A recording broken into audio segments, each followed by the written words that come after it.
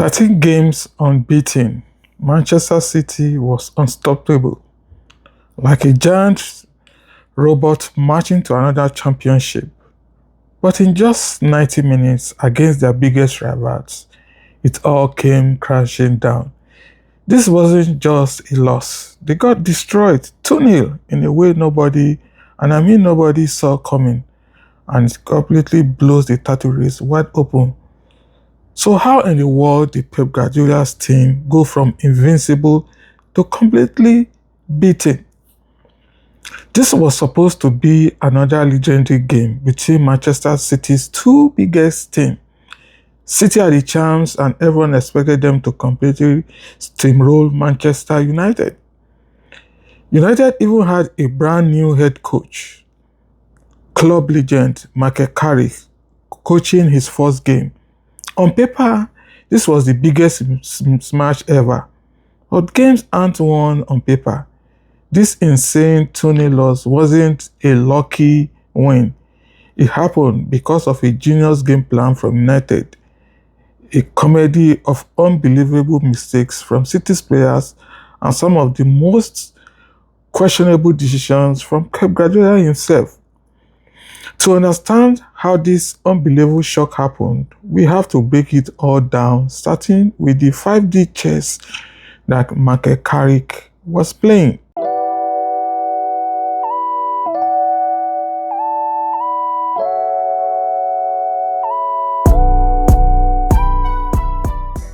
From the second the game started, you knew this was not going to be a normal day for City. They had the ball the whole time, like they always do, but they just kept running into a giant disciplined red wall. Carrick set his team up in a 4-2-3-1, which turned into two perfect narrow lines of 4 players whenever they didn't have the ball. It sounds simple, but they did it perfectly. The number one mission: don't let City play in the middle of the game where all their best players operate. United literally built a cage around Rodri, City's most important midfielder. Bruno Fernandes was glued to him, with Casemiro and Kobe Mino right behind him. Rodri couldn't breathe, he couldn't pass, he couldn't control the game at all. This created a massive domino effect. Because the middle was blocked, City had no choice but to pass the ball to the side, which is exactly what United wanted them to do. It was a giant trap. United wouldn't let City's wingers get the ball and then just swarm them using the sideline like an extra defender. Players like Amad Diallo and Patrick Dogu, who are super fast, ran non-stop to help their defenders and force City to lose the ball. But defending was only half the plan. The real genius was how they would instantly explode on the attack. United completely gave up on trying to have the ball. Instead, all their energy went into what happened the second they won it back. Their 4 attackers were like a giant spring being pushed down. The moment United got the ball, they didn't wait. They just sprinted forward with insane speed, using quick, direct passes to cut right through City. The stats are crazy. United took 4 shots just from these fast breaks, and they were constantly terrifying City's high defense. That high defense was City's biggest weakness. It's a super high-risk system that has to be perfect, but against United's pure speed, it got exposed over and over and over again. United attackers, especially Mbeumo, just kept running behind the defense, making City's defenders turn and chase their own goal. This whole plan didn't just stop City from being good, it turned their best weapon into their biggest weakness. United was happy to let City pass the ball in safe spots because they knew that the second City made one mistake, they had the weapons to punish them.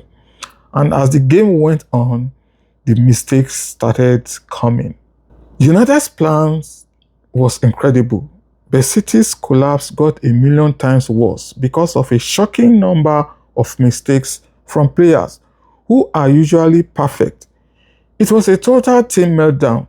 a system failure that showed just how much pressure they were under.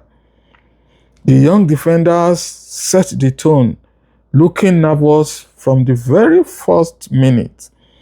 The 20-year-old centre-back, Max Allen, had one of the worst games of his life.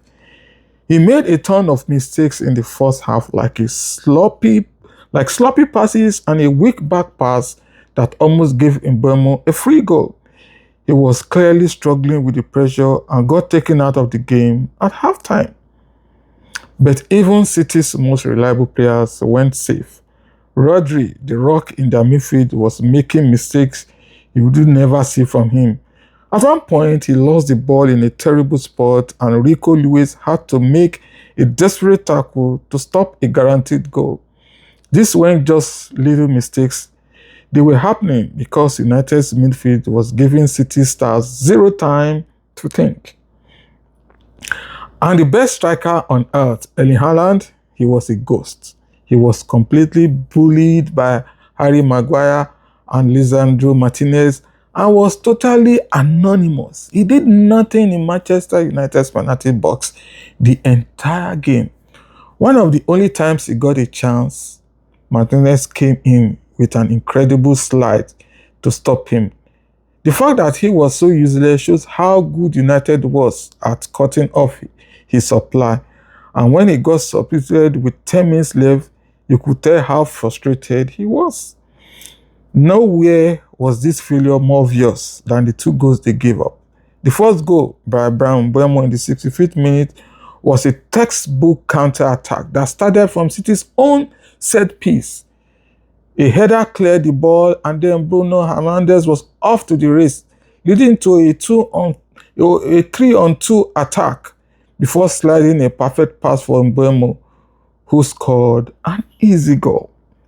The second goal, just 11 minutes later, was another defensive horror show. A substitute, Matheus Cunha, caught the ball on the right, easily blew past City's other sub, Nico O'Reilly, and then sent a perfect cross into the box. There, Patrick Dogu just wanted it more than a sleeping Rico Lewis, getting in front of him to put the ball in the net and seal the win. That one goal was City's entire game in a nutshell. One player beaten easily, another player not paying attention, and zero awareness when it mattered most. When a team this good and this dominant completely falls apart, you have to look at the manager. Pep Guardiola might be the greatest coach of all time, but in this game, every single one of his decisions blew up in his face, and his refusal to change things was fatal. The first massive question is why he stuck with that super aggressive, high defensive line. It's how he always plays, but it seemed like an insane gamble against a team whose biggest weapon was their insane speed. With players like Mbeumo, Ahmad, and Dogu, City had no plan B and they got punished for it. Even Guardiola said after the match that United had an energy we didn't have. His halftime changes did absolutely nothing.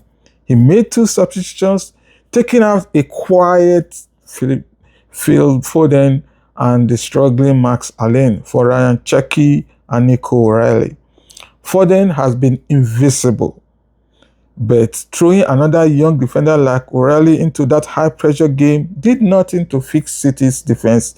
In fact, it was O'Reilly who got beaten on the second goal. The changes arguably made the defense even weaker. But maybe the biggest knock on Guardiola was that he couldn't change the game. As it got more and more obvious that United's strategy was working perfectly, City just kept doing the same thing over and over, trying to run through a brick wall that wouldn't break. There were no new tactics to beat the deep defense or to stop the counter-attack. The decision to take Haaland off in the 88th minute felt less like a strategic move and more like it was literally waving a white flag. This loss was Guardiola's 10th career loss to Manchester United. That's not a random number, it's a pattern. Teams that are okay with not having the ball, that defend like their lives depend on it, and that attack with lightning speed have always given Guardiola's teams problems.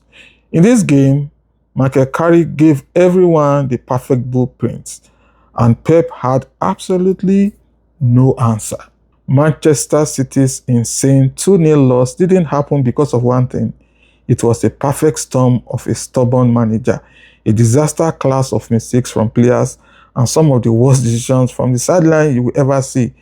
You have to give credit to Michael Carrick and Manchester United for coming up with pulling off a perfect game plan that attacked every single one of City's weakness. They were disciplined, they had insane energy, and they were absolutely ruthless. But City were the ones who built their own prison. A flood of mistakes you do never expect from these players handed United their chances on a silver platter. And the fact that their manager couldn't adapt meant they could never get control of the game. The end of their 13-game winning streak came in the most humiliating way possible. A derby loss where they weren't just beaten, but completely outplayed and outsmarted. For Pep Guardiola, it's time to go back to the drawing board, and it's a huge reminder that even the best teams in the world can come crashing back down to earth. So, I want to know, what do you think was the biggest reason City lost?